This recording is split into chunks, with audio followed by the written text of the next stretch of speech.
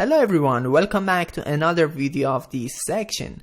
In this video we're going to talk about textures and materials. When you're designing a 3D object, for sure you need a texture or material. As I mentioned before, you have a library right at the top, so let's go ahead and click on that. And here you have different options. Here we have collections. We have a collection of different shapes. As you can see here, we can use these shapes like this or this one. And we have other options as well, such as assets. You have plenty of 3D assets. And then we have materials.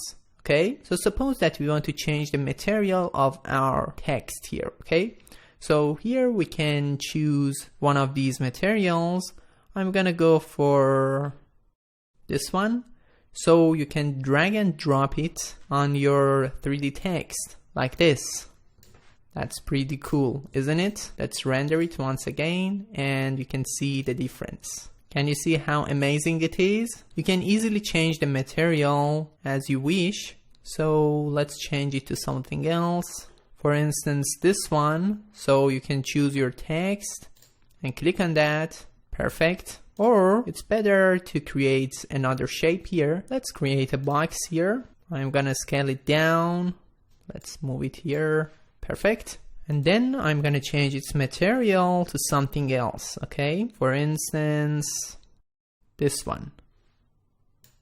It's pretty cool, isn't it? Can you recognize how many possibilities there are for you to create amazing objects there? That is fantastic. Alright guys, thank you so much for watching this video. I hope you enjoyed it and I will see you in the next video.